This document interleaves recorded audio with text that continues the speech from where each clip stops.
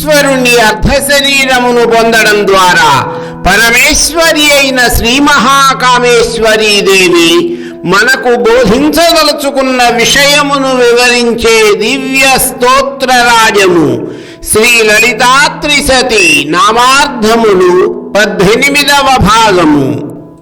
ఈశ్వరార్ధాంగ శరీర జగన్మాత శ్రీ లలితా మహాత్రిపుర సుందరి అంశాస్వరూపురాలైన శ్రీ మహాకామేశ్వరీ దేవి ఈశ్వరునికై తపమనర్చి ఆయనను మెప్పించి ఆయనలో అర్ధశరీరమును పొందినది. ఇక్కడ మనకు కావలసినది శారీరకంగా శివుడు సగభాగము పరమేశ్వరి సగభాగము అన్న భావన కంటే కూడా అర్ధనారీశ్వర తత్వము ఏమిటి, ఈ తత్వము ద్వారా శ్రీ లలితాత్రిశతి మనకు బోధించదలుచుకున్న విషయమేమిటి అనేది. ఈశ్వరుడు సచ్చిదానంద స్వరూపుడు. ఎప్పుడూ తనలో తానే ఆనందాంబుధిలో మునిగి తేలుతుంటాడు. అటువంటి ఆనంద స్వరూపునిలో అర్ధశరీరమును పొందినది అంటే ఆ తాదాత్మ్యములో భాగమును పొందినది అని. ఈశ్వరుని యొక్క ఆనందము అనే స్వరూపమునే తన శరీరముగా పొందినది పరమేశ్వరి.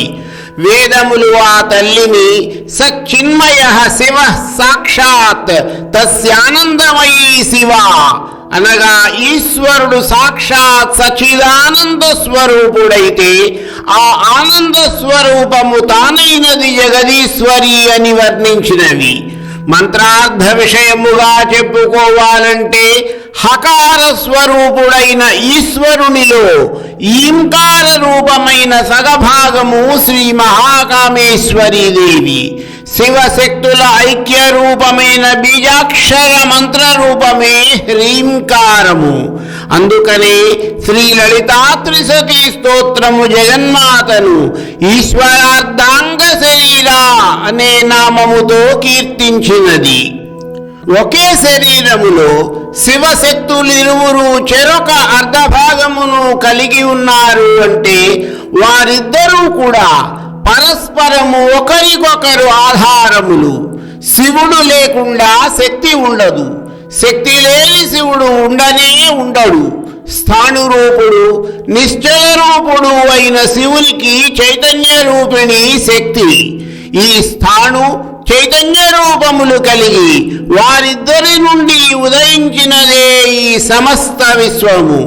అటువంటి శివశక్తుల ఐక్య స్వరూపమైన అర్ధనారీశ్వర తత్వమును జగద్గురువులు ఆదిశంకరులు సౌందర్యలహరిలోని మొదటి శ్లోకములోనే ఎంత అద్భుతముగా వివరించారో చూడండి.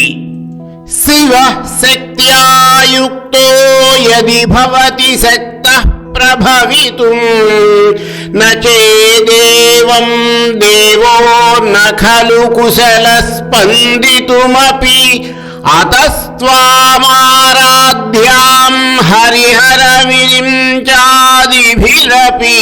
ప్రణంతుం స్తోతుం వా కథమకృత పుణ్య ప్రభవతి. ఈశ్వరుడు శక్తితో కలిసి ఉన్నప్పుడే ఈ చరాచర విశ్వమును సృష్టించగలడు.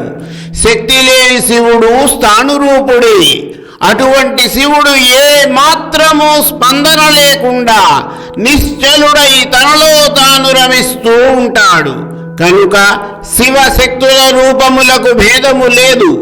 అటువంటి శివాల యొక్క భేదమైన ఏకరూపమును జగద్గురువులు శివానంద లహరిలోని మొదటి శ్లోకములో ఏ విధముగా వివరించారో గమనించండి.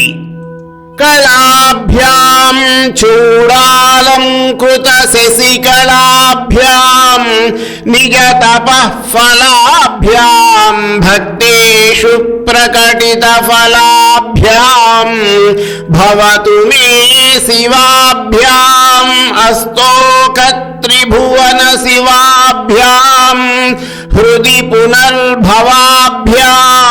ఆనందస్ఫురదనుభవాభ్యాం అతిరియం. శివ శివ వీరిరువురు కూడా సకల కళల యొక్క స్వరూపులైన వారు.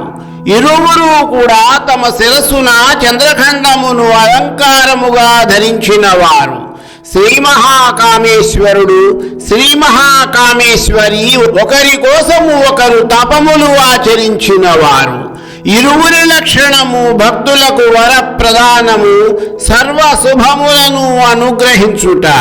పరమానంద స్వరూపులై ధ్యానమున ఏకరూపులుగా సాక్షాత్కరించే తల్లిదండ్రులకు నమస్కరిస్తున్నాను. ఇక ఈశ్వరార్ధాంగ శరీర అన్న నామమును మనకు ప్రయోజనంగా భావించుకుంటే, శరీర శాస్త్రము ప్రకృతి రెండు భాగములై మానవ శరీరములోని కుడి భాగము పురుష ప్రకృతిగాను, ఎడమ భాగము స్త్రీ ప్రకృతిగాను రూపొందినదని వివరించింది.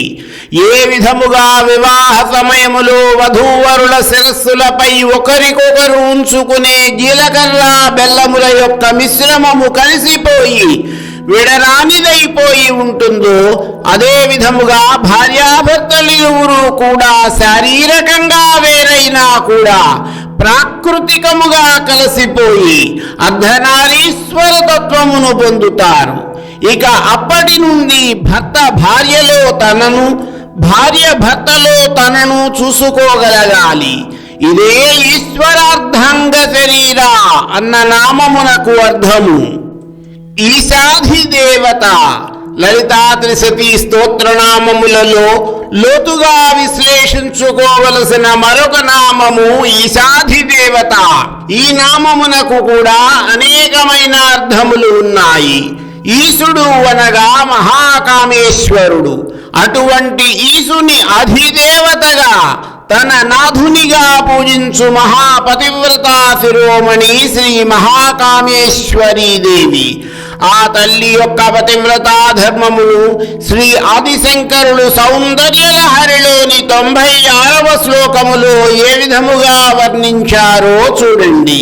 కలత్రం వైధాత్రం కతి కతి భజంతే న కవయః శ్రియో దేవ్యాః గోవా న భవతి పతికైరపి ధన్యైః మహాదేవం హిత్వా తవ సతి సతీనామచరమే కుజాభ్యామాసంగః కురవకతరోరప్యసులభః. అమ్మా, కవులు వాణీపతులు అని, ధనవంతులు లక్ష్మీపతులు అని పిలువబడ్డారు. కానీ నీ పతి అయిన ఈశ్వరునికి తప్ప నీ కుచస్పర్శ నీ ఉద్యానవనంలో కురవక వృక్షమునకు సైతము అలభ్యము. నీవు ఎల్లప్పటికీ సదాశివ వామాంక స్థితవు. అటువంటి పతివ్రతామూర్తి అయిన తల్లిని లలితా త్రిశతి స్తోత్రము ఈశాధిదేవత అని కీర్తించింది. మరొక అర్థము ప్రకారము ఈశుడు అనగా జీవుడు. పరమాత్మ ప్రతి జీవునిలోనూ కూడా జీవాత్మ రూపములో కొలువై ఉన్నాడు. అటువంటి జీవాత్మ స్వరూపుడై మాయామయమైన ఈ శరీరమును ఉపాధిగా చేసుకుని కొలువై ఉన్న ఈశునికి అధిదేవత అయినది జగన్మాత లలితా మహాత్రిపుర సుందరి. మిగిలిన నామార్థముల వివరణ తరువాతి భాగములో.